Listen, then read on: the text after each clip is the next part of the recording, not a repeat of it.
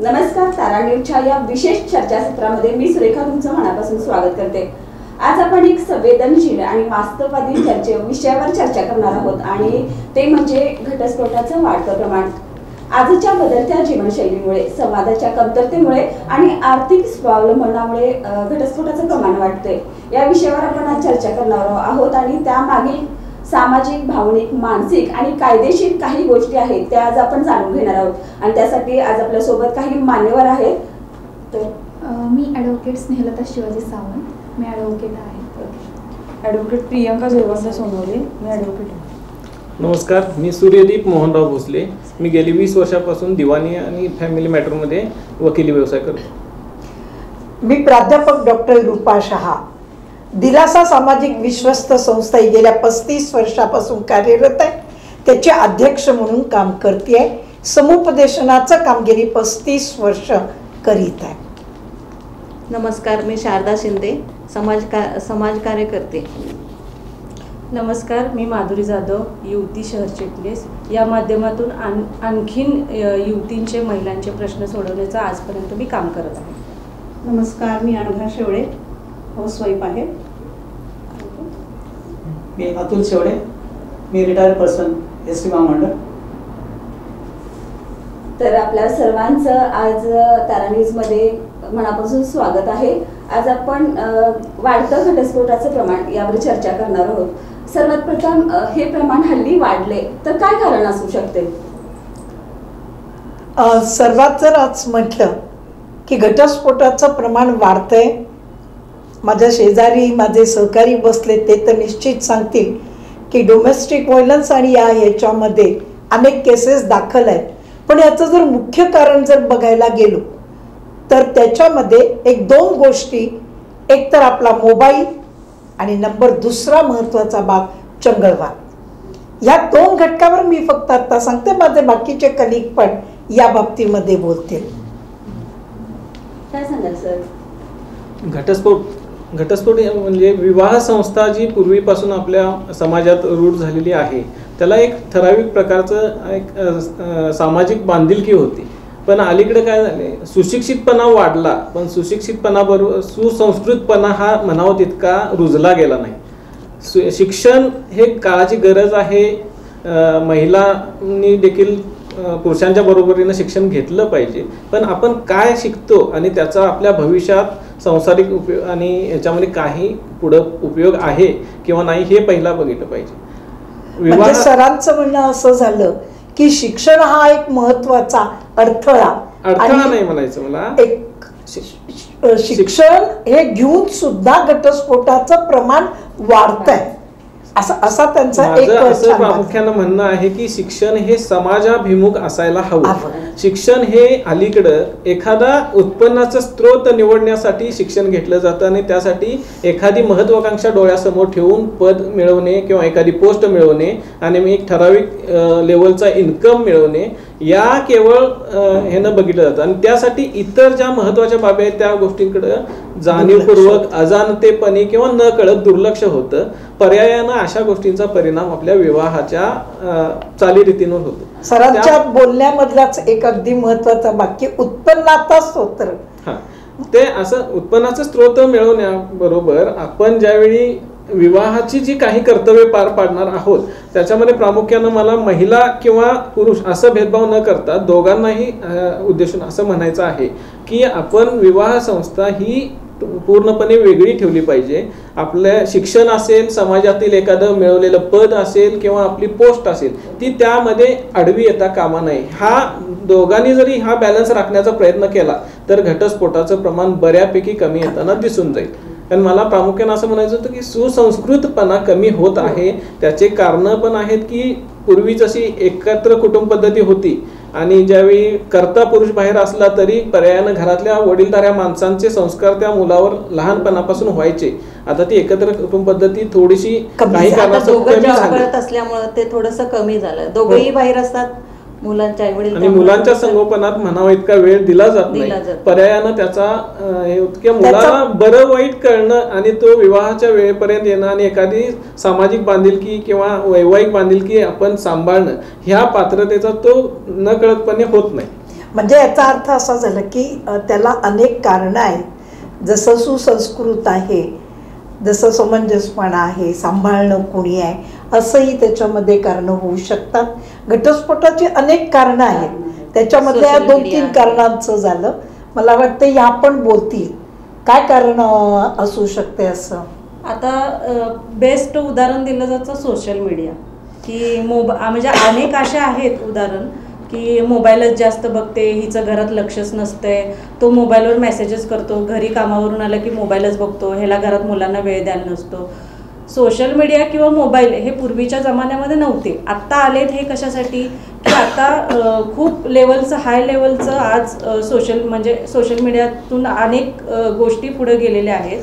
पण मोबाईल कितपत वापरायचा आणि मोबाईलचा दुरुपयोग करायचा की उपयोग करायचा, कसा आणि उपयोग करून सोशल घ्यायचा. मीडियामधनं अनेक गोष्टी चांगल्या पण असतात आणि वाईट पण असतात. आता तुमच्यासमोर जर दगडं ठेवली आणि एका बाजूला सोनं ठेवलं तर तुम्ही काय घेणार, सोनं घेणार की दगडं ठेवणार, हे त्यांच्या माइंडवरती आहे की काय घ्यायचं. अच्छा. आता मग आधी आपली संस्कृतीवर विवाह पद्धती टिकून राहत होती, तर आधी कमी होतं प्रमाण. आता असं वाटते का की घटस्फोटाचं प्रमाण वाढलंय? याला कितीतरी कारण आहेत. आता तुम्ही सोशल मीडिया म्हणतात, तर सोशल मीडियाचं एकमेव कारण आहे असं वाटतं का?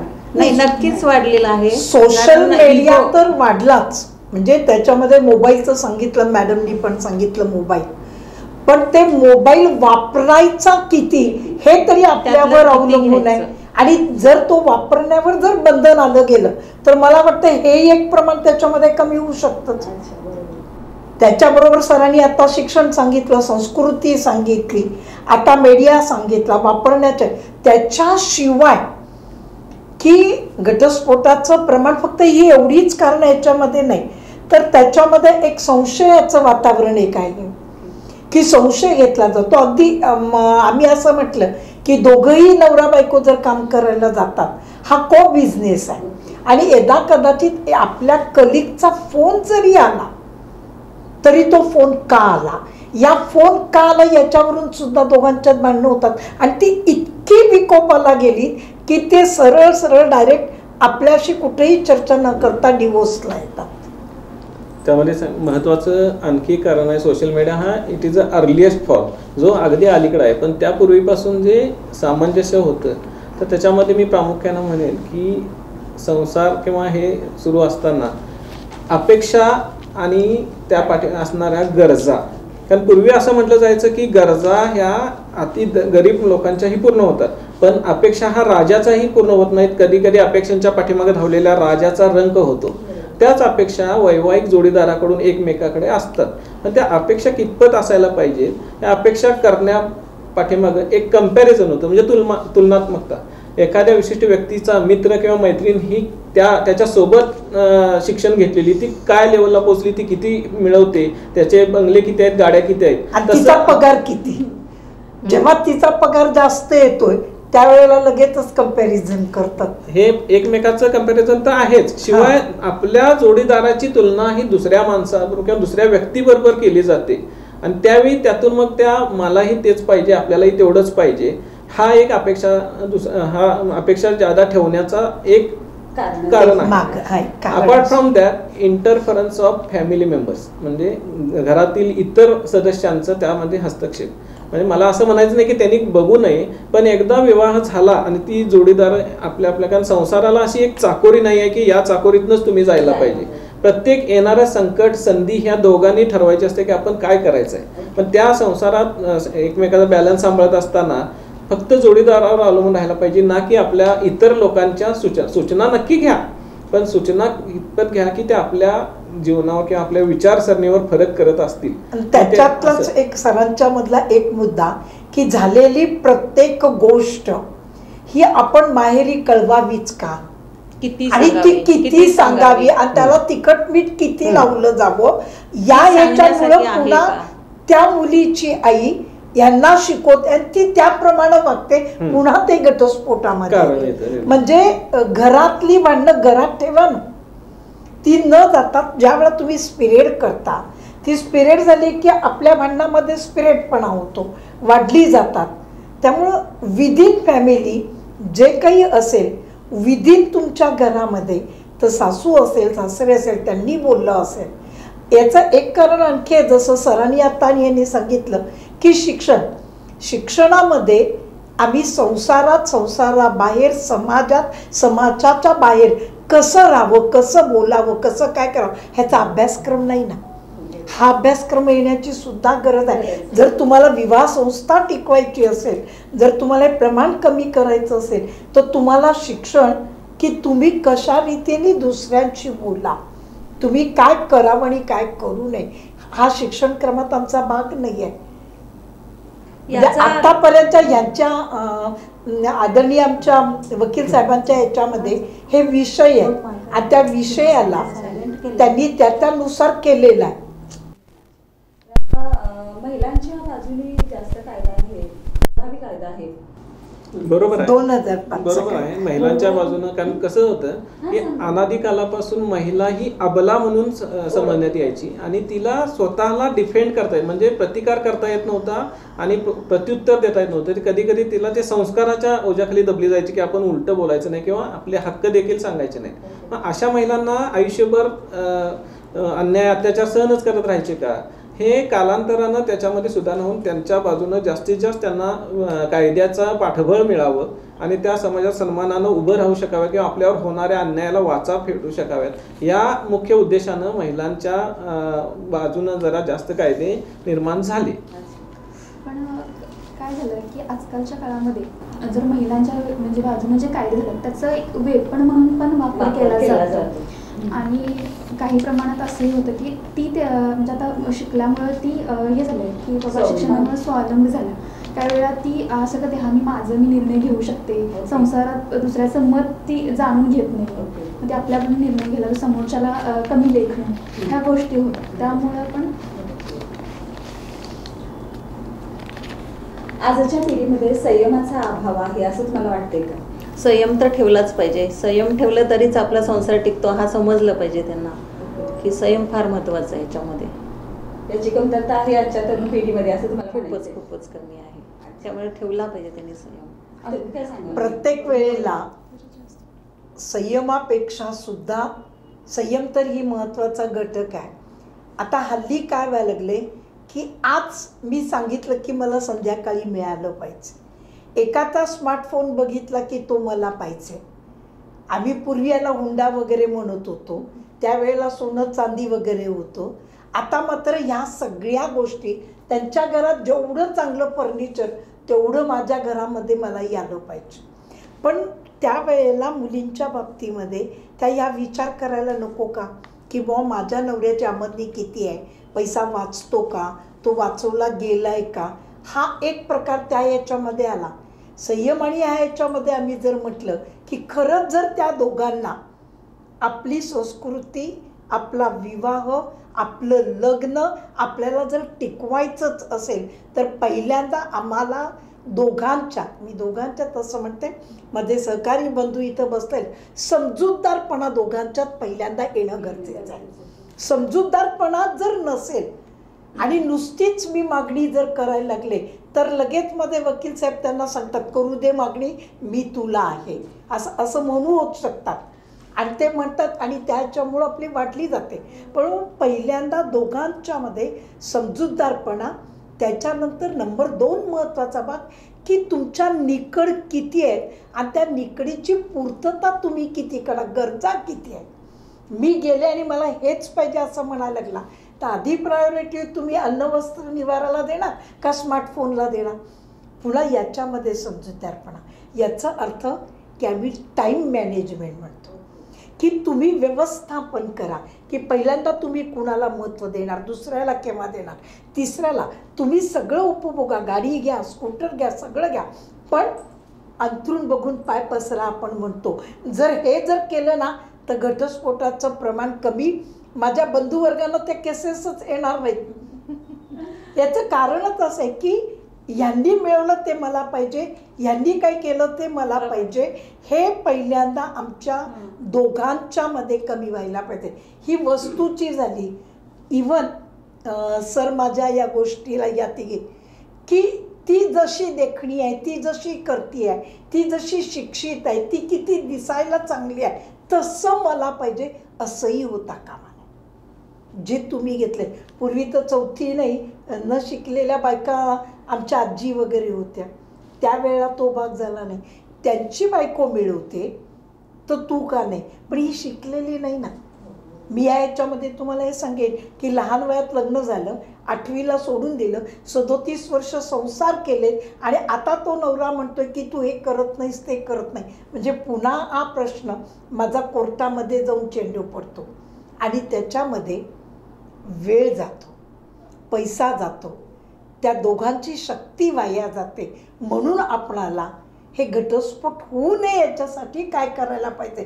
तर आमच्या समोरच एक जोडपं बसलेलं आहे, आपण त्यांच्याशी बोलू. काय सांगाल सर, तुम्ही आता 40 वर्ष झालं संसार केलाय, कोणती संकटे आली तुम्हाला आणि ती तुम्ही कशा अडचणींचा सामना केला? तर माझ्या विवाहाला जवळ 41 वर्ष पूर्ण झाले. ओके. आणि आम्ही दोघांनी माझी फर्स्ट प्रायोरिटी होती आफ्टर मॅरेज नंतर की माझ्या आई वडिलांची सेवा करणे. फर्स्ट प्रायोरिटी माझी होती. माझ्या आई वडिलांच्या नंतर माझी दुसरी प्रायोरिटी झाली की माझ्या मुलांचं शिक्षण, त्यांना कसं समाजामध्ये चांगल्या पद्धतीनं वागता येईल, कर्तृत्वान कसं करता येईल, ही जी प्रायोरिटी माझ्याकडे. त्या प्रायोरिटी करायचं असेल तर मला आर्थिक नियोजन करावं लागत होतं. त्यासाठी मी काय केलं की पहिल्यांदा मी रिक्षा व्यवसाय चालू केला.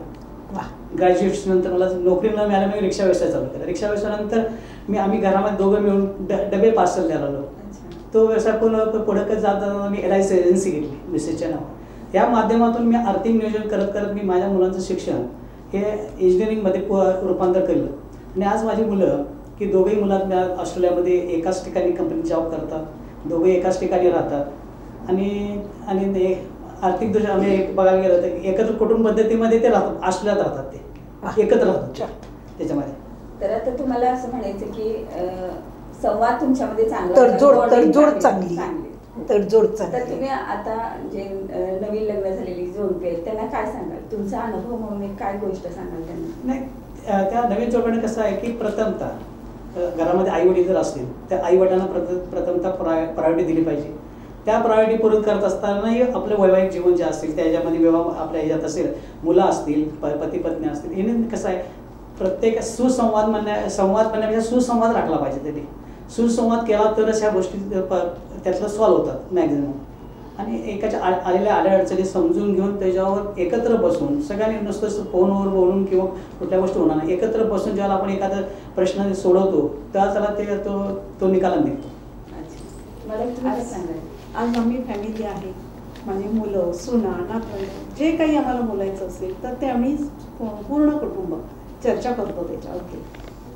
मग ते मागतात मुलगा, पप्पा मी हे काय करू का, सून पण म्हणते पप्पा हे करूया का, म्हणजे ह्या गाडीपर्यंत पण ते आम्हाला प्रत्येक गोष्ट विचारून करतात. म्हणजे असं नाही मला म्हणायचं आहे.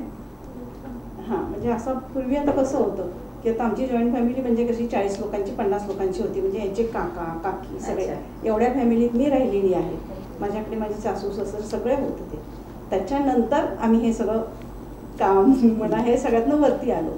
मग LIC बिझनेस त्याच्यात पण मिळून माणसं जे काही असेल ते आम्ही दोघांनी समंजसपणानं एकमेकांच्या विचाराने किंवा सासू सासऱ्यांच्या विचाराने असं आम्ही केलं. आणि जे आम्ही केलं ते माझी मुलं केलेत. मुलांच्या नंतर माझ्या सुना पण तेच करतात.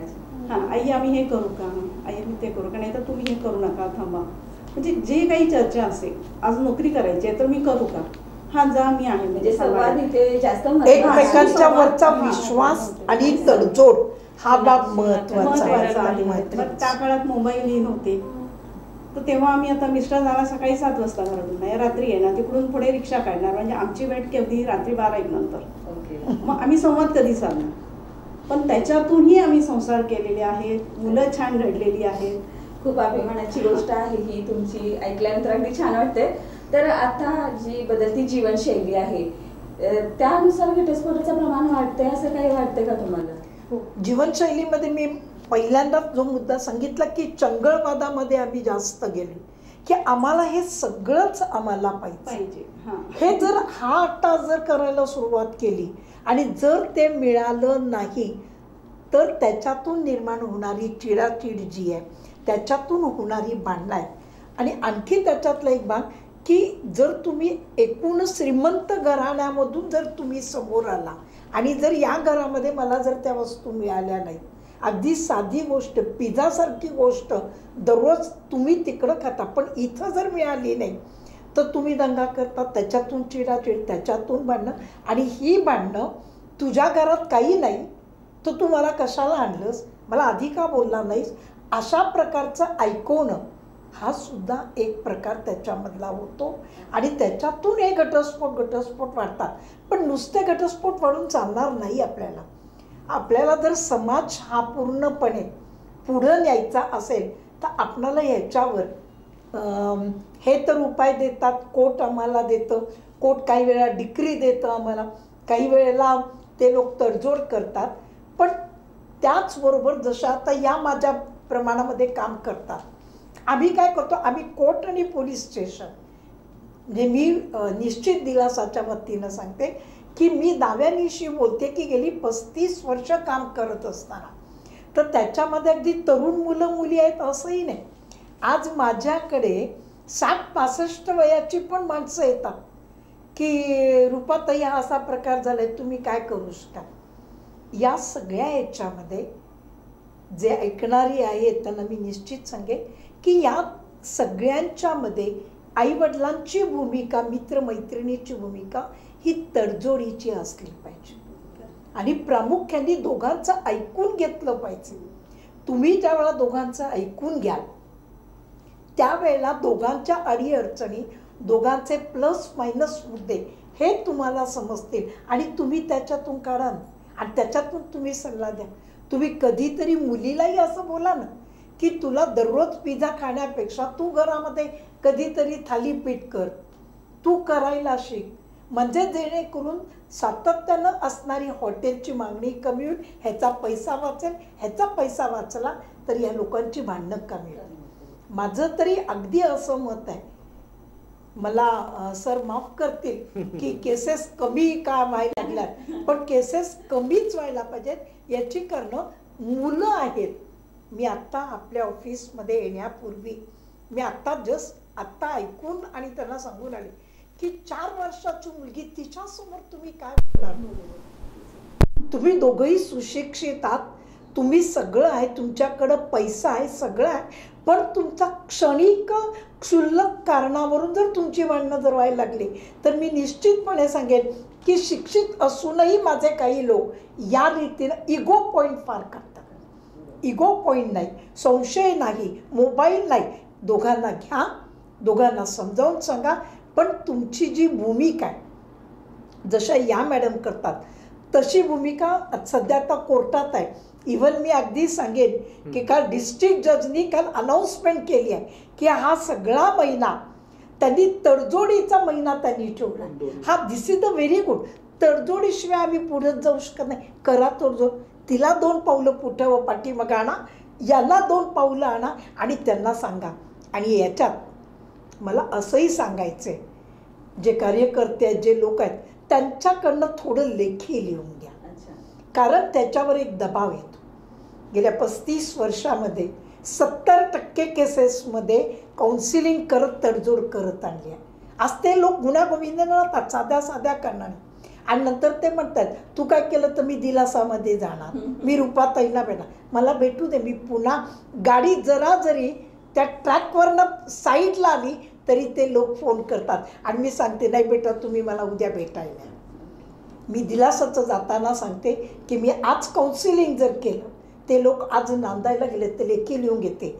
आणि शिकले मी अशा 3 लोकांच्याकडनं की कशा रीतीनं स्टॅम्पवर यावं वगैरे. सर हा थोडा दबाव म्हणून आम्ही करून घेतो आणि तो केला. आणि त्यांना पहिल्या महिन्यामध्ये बोलवत नाही, पण दुसऱ्या महिन्यामध्ये मंगळवारी मी त्या दोघांना बोलवते. कसं की तुम्ही दोघंही या, हे मुलीचे आईवडील आहेत, हे मुलाचे आईवडील आहेत, दोघांना बोलवते. पुन्हा एक मीटिंग बसवते आणि त्या नवऱ्याला सांगते मुलगी मला 2 तास सोड. ती मुलगी घेते, आईवडिलांच्याकडे देते आणि काय लाडू खायला घालायचे ते घाला, 5 वाजता मुलगी मला सोडा. 5 वाजता जेव्हा मुलगी येते त्यावेळेला ती मला सांगते की माझं कसं चाललंय, किंवा ते सासू सासरे सांगतात बदल झालाय पण अजून बदल हवा आहे. म्हणजे ह्याच्यामध्ये पुन्हा फॉलोअपचा प्रकार आला. नुसतं समुपदेशन करून चालणार नाही, फॉलोअपसुद्धा हा एक घटक महत्त्वाचा आहे की तुमची गाडी रुळावर चालली आहे, कशी आहे, काय आहे. आणि असं 1 महिना नंतर 1 महिना गॅप आणि नंतर गाडी सुरळीत झाल्यानंतर माणसं आपल्याला विचारत नाही. निश्चितच मॅडमने सांगितलं त्याप्रमाणे समुपदेशन हे हल्ली न्यायालयामार्फत देखील होऊ लागलं आहे. कारण काय होतं, न्यायालयामध्ये प्रत्येक प्रकारच्या वेगवेगळ्या केसेस ज्यावेळी घटस्फोटाच्या अनुषंगानं जातात त्यावेळी तिथं काय होतं, प्रामुख्यानं येणारं जोडपं हे कोणत्या स्टेजला घटस्फोट मागायला आलं हे बघितलं जातं. म्हणजे त्यांच्यावर अवलंबित असणारे त्यांचे कुटुंबीय असतील, लहान मुलं असतील किंवा इतर घटक असतील, दोघांची एकत्र स्थावर मिळकत काय असेल, तर या बाजूनं कोणता त्याने विचार केलाय का, फक्त दोघांचे मतभेद आहेत आणि दोघांचं पटत नाही किंवा काहीतरी हे झालंय म्हणून घटस्फोट घ्यायला लागलेत, पण सायमल्टेनियसली होणाऱ्या इतर घटकावरच्या परिणामाकडे हे दुर्लक्ष होतंय का, ह्या गोष्टीसाठी त्यांनी समुपदेशन हे प्रत्येक मॅटरमध्ये कंपल्सरी केलेलं आहे. मी सरांचं आता मला कौतुक का करायचे सांगते की जरी व्यवसायाने वकील जरी असले तर पहिल्यांदा तेही सामोपचाराने हा सर्वांगाने विचार करून घटस्फोट हा वैवाहिक आयुष्यातला सगळ्यात वाईट क्षण म्हणतो आपण, तो कुणाच्याही आयुष्यात येऊ नये.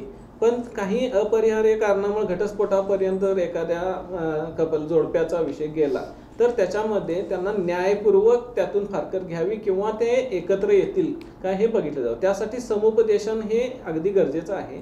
तर समुपदेशन घेताना आता हल्ली ट्रेन्ड जजेस आहेत आणि काही वकिलांना देखील त्याबाबत हे केलेलं आहे. समुपदेशन घेताना एखाद्या प्रायव्हेट रूममध्ये, कारण त्यांचे जे काही नाजूक प्रश्न असतील ते 4 चौघात बोलले शकत नाहीत, बोलता येत नाहीत किंवा अशा समुपदेशक म्हणजे जी महिला प्रामुख्याने असतील त्या उघडपणे कुणासमोर मांडू शकत नाहीत ओपन कोर्टासमोर. त्यावेळी अशा ठिकाणी महिला समुपदेशक किंवा म्हणजे एक कवर्ड हे असतं म्हणजे चेंबर असतं तिथं ते घेतलं जातं. त्यामुळं काय होतं, त्यांना पर्सनली जे काही बाहेर सांगता येत नाही ते सांगितलं जातं आणि त्यातून काही मार्ग निघण्यासारखा आहे का. शिवाय अल्पवयीन मुलं असतील तर तुमच्या ह्या घटस्फोटाच्या निर्णयाचा त्या मुलांच्या आयुष्यावर काय परिणाम होणार, त्यांचं प्रोक्रिएशन काय होणार आणि ते कोणता आदर्श घेऊन समाजात पुढे जाणार, ह्या सगळ्या गोष्टींचा बॅलन्स केला जातो. आणि कधी कधी त्याला यश येतं, ती जोडपी परत एकत्र येतात आणि संसारात नांदतात. माझ्याकडे एक उदाहरणादाखल असं होतं की नवरा बायकोंचा वाद होता आणि पतीनं पत्नीवर आरोप केला होता की तिला झालेलं मूल हे माझ्यापासून नाही आहे. त्याच्यासाठी त्यानं DNA टेस्टची कोर्टात मागणी केली आणि पत्नीनं सांगितलं कोणतीही टेस्ट करायला मी तयार आहे, फक्त ती जेन्युअनली व्हावी. त्यामुळे कोर्टानं काय केलं, यांचे सॅम्पल घेण्याचे आदेश केले, पण ते सॅम्पल इथल्या CPR मार्फत घेतले जात नाहीत. त्याच्यासाठी मुंबई आणि हैदराबाद 2च आहेत. मग ते सॅम्पल चेंज होण्याची शक्यता असल्यामुळं कोर्टानं स्पेसिफिक ऑर्डर केली की हैदराबादला तुम्ही दोघं जायचं विथ 2 साक्षीदार आणि तिथल्या लॅबमध्ये तुम्ही ब्लड सॅम्पल द्यायचे आणि त्यांना डायरेक्शन दिलं की तुम्ही कॉन्फिडेन्शियल रिपोर्ट कोर्टात डायरेक्ट पाठवायचे कोर्टाच्या पत्त्यावर. झालं तसं. मग 2 साक्षीदार घेऊन जोडपे आणि ते मूल गेलं आणि त्यांचे कॉन्फिडेन्शियल रिपोर्ट आले की मुलगा आहे he is a biological son of applicant number 1 आणि बायोलॉजिकल मदर. मग कोर्टानं स्वतः विचारलं, अरे तुमचा वाद किती वर्ष चालू आहे, तर 10 वर्ष. तू 10 वर्ष ह्या मुलाच्या पितृत्वाला मुकलास, त्या पत्नीच्या ह्याला मुकलास. ती ज्यावेळी उघडपणे सांगते की माझं कुठलीही टेस्ट करा, ते मला विश्वास पाहिजे आणि तू त्या ह्याच्यात हे कर, ही जी तुझ्या इगो किंवा कुठल्या तरी पॉईंटमुळे तू जो अट्टाहास बसला होतास ते आयुष्यातली 10 वर्ष तू मागं नाही आणू शकत. त्यामुळे अशावेळी तो एक वेगळ्या प्रकारचं समुपदेशन झालं आणि त्या क्षणी तो म्हणला मी आत्ताच्या आत्ता माझ्या बायकोला घेऊन जातो. हे माझ्याच केसमध्ये झालेलं आहे. तर आता आर्थिक स्वावलंबन म्हणजे आता महिला ही पुरुषाच्या खांद्याला खांदा लावून काम करते, तर त्यावेळी ही आर्थिक स्वावलंबन हे घटस्फोटासाठी कारणीभूत ठरू शकते का? थोडंसं बघायला गेलं तर ते ठरू शकतं, कारण दोघांना वेळ तरी मिळतच नाही आहे. वेळ मिळाला तर त्यांचं हे असं ते तसं, तुला वेळ झाला कामावरून यायला, मला वेळ झाला, ह्यातून थोडंसं वादावादी होऊ शकते. त्यामुळे समजून घेणं, 2 स्वभाव एकत्र येणं कधी जमते असं नसतंच. समजून घेणं हा फार मोठा विषय आहे त्याच्यात. तुम्ही काय सांगा? माझं असं मत आहे की एखादं जोडपं आहे आणि त्यातल्या एका बायकोला जर जास्त पगार असेल आणि दुसऱ्याला कमी असेल तर ते हिणवलं जातं की तुला कमी आहे मला जास्त आहे तर घरात माझंच ऐकायचं. ही पहिली पायरी तिथं चालू होते की मला पगार जास्त आहे ना तर घरात माझंच ऐकलं पाहिजे. हे बरेच असे आहे. आणि मेन म्हणजे व्हॉट्सअपला एक आपल्या कोल्हापुरात मागच्या 1-2-4 वर्षामध्ये घडलेलं पण होतं, पेपरला आलं होतं, माझ्या ओळखीचेच होते, की त्यांनी त्या बाईनं जाऊन पोलीस स्टेशनला तक्रार दाखल केली होती की व्हॉट्सअपवर माझा नवरा माझा स्टेटस लावत नाही, माझे एवढे वर्ष लग्नाला झाले. आणि त्यावेळेला मला बोलवलं होतं, कारण त्या माझ्या ओळखीच्या होत्या, त्यांच्या नवऱ्याने मी सांगितलं होतं की सोशल मीडिया किंवा व्हॉट्सअप आत्ता आलेलं आहे, जर फोनच नसता तर कधी लावला असता का तुझ्या नवऱ्याने? मग नाही लावला तर नाही लावला, त्याचे काय तर रिझन्स आहेत. मग त्यांनाही मी विचारलं तुम्ही का लावत नाही तुमच्या बायकोचे फोटो, ॲनिव्हर्सरीचे फोटो वगैरे लावत जावा. तर तो म्हटला बघा काही लोक नजर लावणारे असतात, काही मित्र माझे चांगले नाही आहेत की जेणेकरून मला वाटत नाही. आता तो त्यांचे विचार झाले. मग ठीक आहे ना, पूर्वी फेसबुक व्हॉट्सअप वगैरे काय होतं काय, नवरा बायको हे दाखवायला. आमचं लग्न झालंय, आम्हाला माहिती आहे, 4 समाजातल्या लोकांना माहिती आहे, कशाला कोणाला दाखवायचं. हा त्याचाही मुद्दा बरोबर आहे आणि तिचाही मुद्दा बरोबर आहे. पण ह्यात कितपत कशावरनं छोट्या छोट्या गोष्टीवरनं वाद घालायचे. आणि मी कमवते जास्त तर माझं तू ऐकलं पाहिजे, हे तिथं पण होतं की माझा पगार जास्त आहे ना तर तू माझा ऐकायला. हा, हे इथं इगो जास्त, म्हणजे ईर्ष्या आणि इगो. आणि एक कारण आहे, समोरचीनं फ्लॅट घेतलाय विकत, आपण अजून भाड्याच्या घरात राहतो, तर तू का नाही घेत? आपल्या दोघांनाही कमवतो आपण घेतला पाहिजे. म्हणजे त्यांचं बघून आपण कंपॅरिझनली ईर्ष्या करत अनुकरून, म्हणजे त्यांनी केलं, त्यांनी 4 व्हीलर घेतली की आपण पण घ्यायला पाहिजे. त्यांनी फ्लॅट घेतला, तिनं साडी घेतली, ह्या द्वारकादासमधनं घेतली, एकदम डिझायनर साडी घेतली, मला पण तशीच पाहिजे दिवाळी. हे जे आहेत छोटे छोटे गोष्टी, ह्या एकदम क्षुल्लक असतात, ह्याला काहीही भांडणाचं तथ्य नसतं.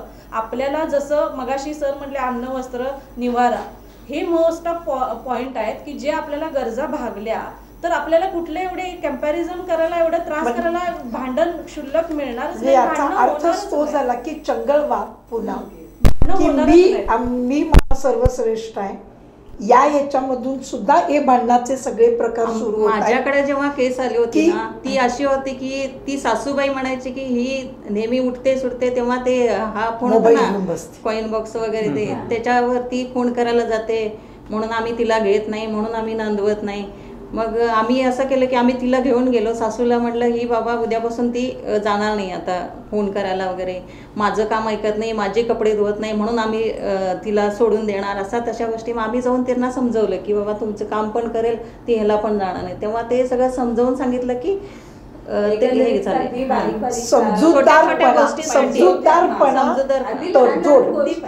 गोष्टीसाठी सुद्धा ह्या गोष्टी घडू शकतात. तर ही एक सामाजिक समस्या आहे की वैयक्तिक, काय वाटते तुम्हाला?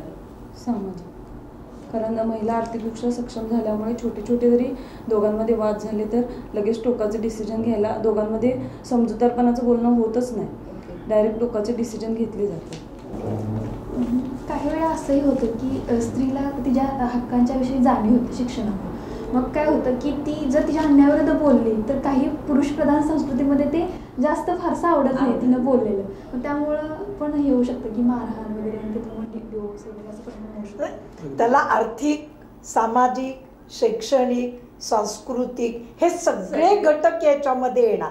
फक्त वेगळा वेगळा त्याचा पैलू येतो. कधी कोण शिक्षणापेक्षा म्हणतो की अगदी प्राध्यापकांच्या मध्ये सुद्धा अगदी डॉक्टरेट जरी झाले तरी सुद्धा ते लोक म्हणतात की नाही मी ज्यादा मिळवतो. जसं आर्थिक बाजू झाली, ही शैक्षणिक झाली, सांस्कृतिक मध्ये मला जास्त बोलवलं जातं पण तुला बोलवलं जात नाही, म्हणजे तुझ्यात काहीच नाही.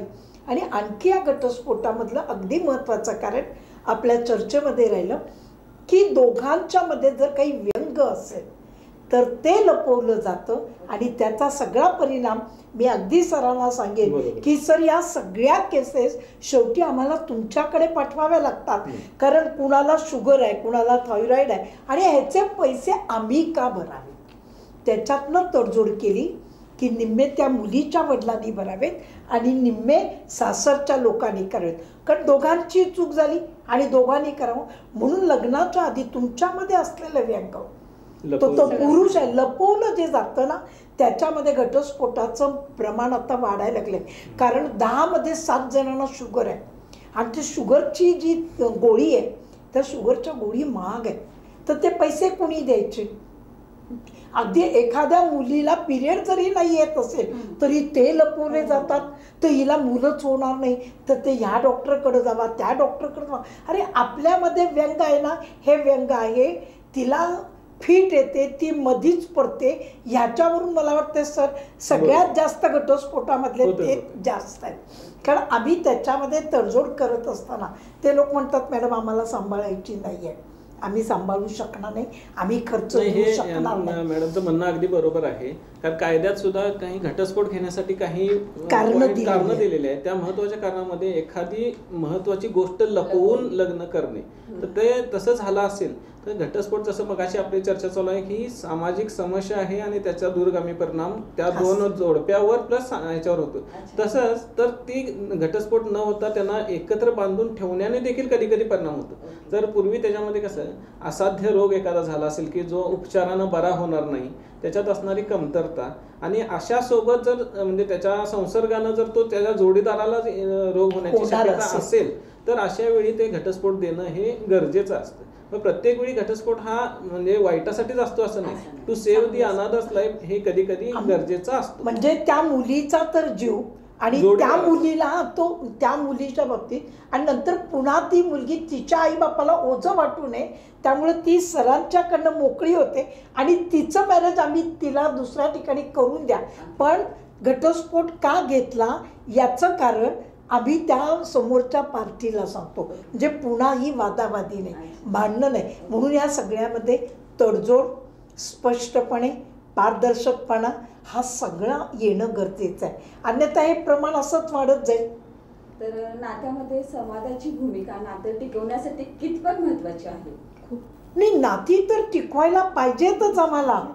नाती जर आम्ही टिकवली नाही तर हा समाज नाही. सर एवढे 40-41 वर्ष जीवन जगतात, त्यांनी त्यांच्या मुलाला ऑस्ट्रेलियाला पाठवलं, सरांनी एवढी मोठी पदवी घेतली, या दोन्ही कन्या आहेत, या काम करतात, त्या काम करतात, हे आम्ही नाती टिकवली म्हणून आज आम्ही आपल्या तारामध्ये आलो.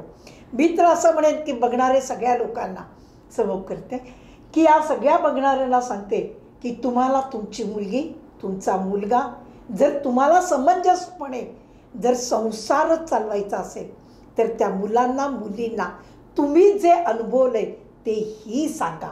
तुम्ही जीवन प्रवास कसा केला तो सांगा.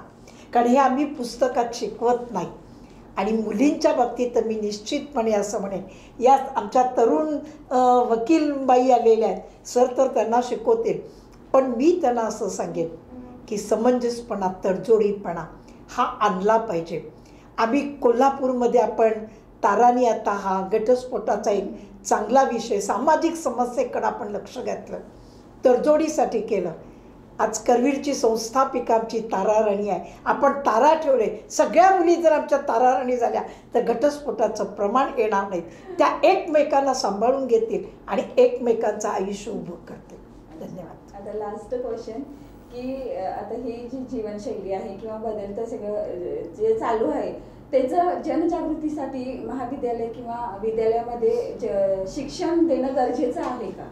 ह्याचं शिक्षण तुम्ही दिल्याशिवाय आम्ही पुढेच जाणार नाही. सर आमच्याकडे येतात, सर आमच्याकडे लिगल एड्सचे कार्यक्रम करतात. तुमचं झालं, मी महाविद्यालयामध्ये आता आपण इतर विषयाचं तसं शिक्षण घेतो, पण असे चौकोनी ह्याच्यामध्ये ABCD मध्ये तुम्ही तिथं सर असतील, एक सामाजिक कार्यकर्ते असतील ज्यांचा अनुभव आहे. जसं आज ताराने केलं, आज जसं ताराने केलं तसे उपक्रम तुम्ही समाजाला द्यावेत ना.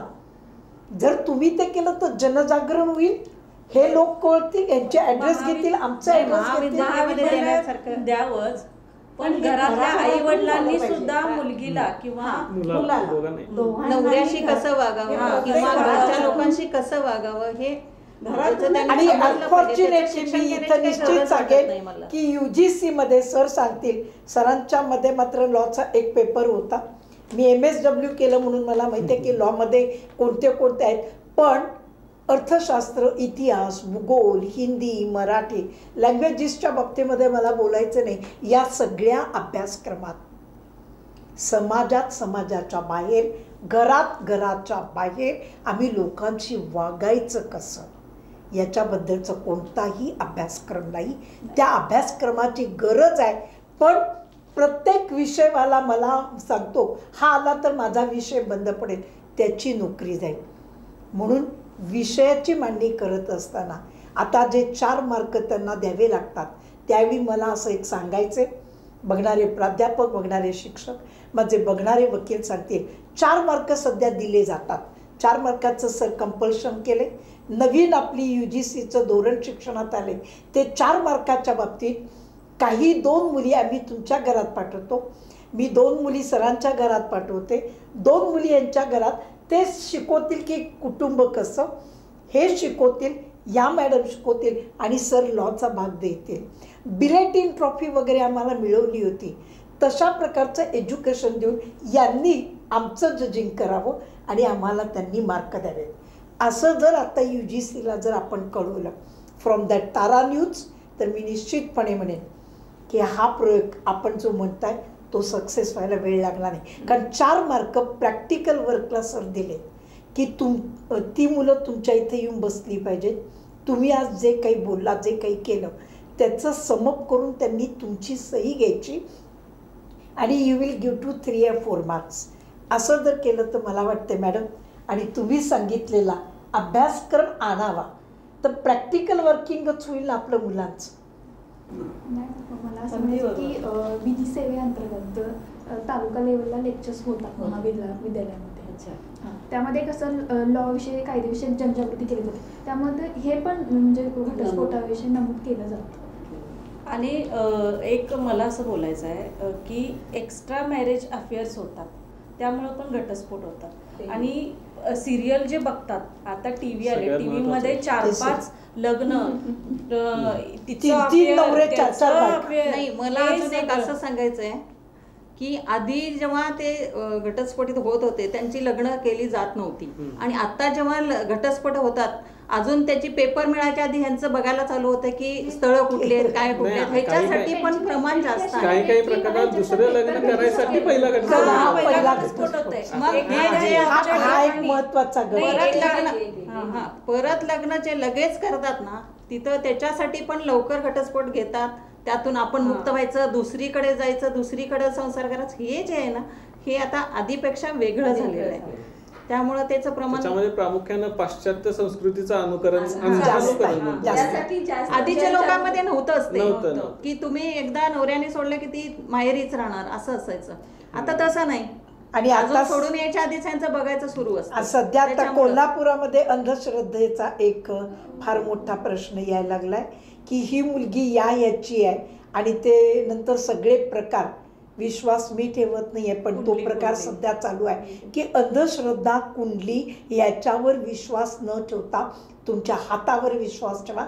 तुम्ही जे कराल, तुम्ही जे त्या मुलीसाठी कराल, तुम्ही जे त्या मुलासाठी कराल, त्याच्यावर विश्वास ठेवून करा ना.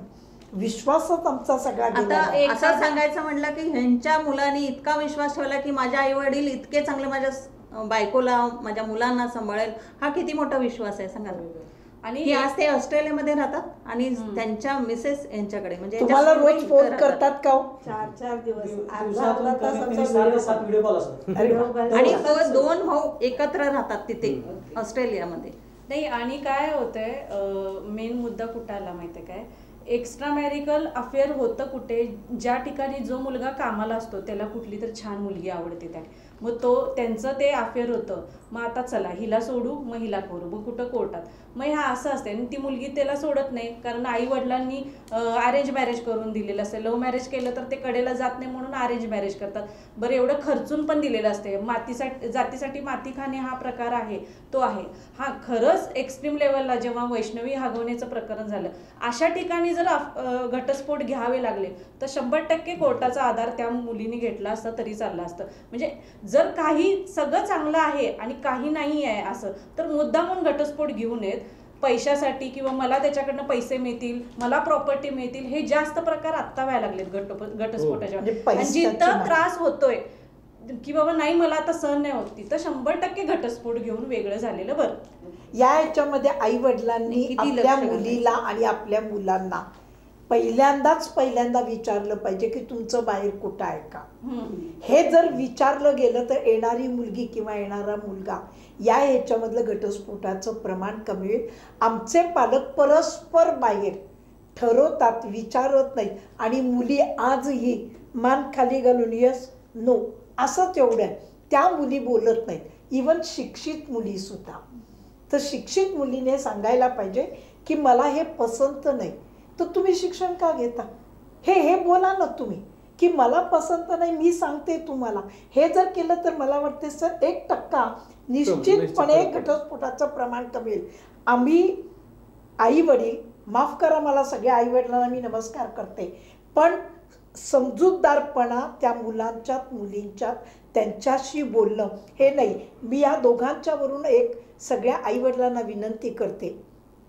मी माझ्या भाषणात कायम सांगते की संध्याकाळचं जेवण, सकाळी सर 10:30ला जातात, हे 5:30ला येतात वगैरे. संध्याकाळचं जेवण मुलांना मुलींना सांगा की 8 वाजता आपण सगळ्यांनी टेबलावर, टेबल नसेल तर एकत्र बसावं. आणि त्यावेळी आई वडिलांनी आपल्या मुलाला आपल्या मुलीला प्रश्न विचारावा, आज काय केलंस. ज्या वेळेला तुमची मुलगी डोळे खाली घालून असं सांगते की नाही मी आज क्लासला गेले होते, त्यावेळी बापानं ओळखावं की काहीतरी बिनसले, काहीतरी आहे. आणि त्यावेळेला त्या बापानं तिथंच सुरू करावं. पुन्हा एक माझं घटस्फोटाचं प्रमाण कळेल. पण आमच्या मुला मुलींच्या सगळ्यांच्यात श्रीमंत गरीब हे सगळ्यांनी संध्याकाळी एकत्रितच जेवायला बसावं की जेणेकरून एकमेकांची चर्चा करतील, अन्यथा प्रश्न सुटणार नाही. मला वाटतं या विचाराशी सर निश्चित सहमत असतील.